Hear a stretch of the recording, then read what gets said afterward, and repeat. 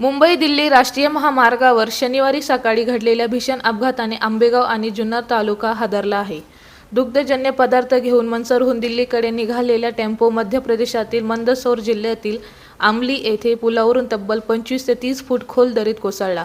या भीषण दुर्घटनेत मनसर येथील 21 वर्षीय विघ्नेश शेवाळे आणि जुन्नर तालुक्यातील पिंपळवाडी येथील प्रदीप खोकले या दोघांचा जागीच दुर्दैवी मृत्यू झाला आहे. घोडेगाव येथील निळकंठ काळे यांच्या मालकीचा हा टेम्पो शुक्रवारी रात्री दुग्धजन्य पदार्थ घेऊन दिल्लीकडे रवाना झाला होता. मात्र शनिवारी सकाळी चालकाचे वाहनावरील नियंत्रण सुटल्याने टेम्पो थेट कालव्याच्या पुलावरून खाली कोसळला. अपघात इतका भीषण होता की वाहनाचा अक्षरशः चुरडा झाला असून टेम्पोमधील सुमारे 15 लाख रुपयांचा मालही पूर्णपणे नुकसानग्रस्त झाला आहे.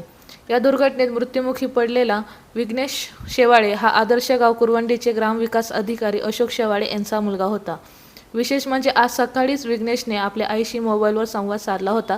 गेल्याच महिन्यात त्याचा टिळ्याचा कार्यक्रम पार पडला होता आणि घरात आनंदाचे वातावरण असताना काळाने घाला घातला. अपघाताची माहिती मिळताच कुटुंबियांनी मध्य प्रदेशकडे धाव घेतली असून संपूर्ण परिसरात शोककळा पसरली आहे. दोन कुटुंबियाचा आधार हिरावून नेणाऱ्या या दुर्घटनेमुळे हळहळ व्यक्त केली जात आहे.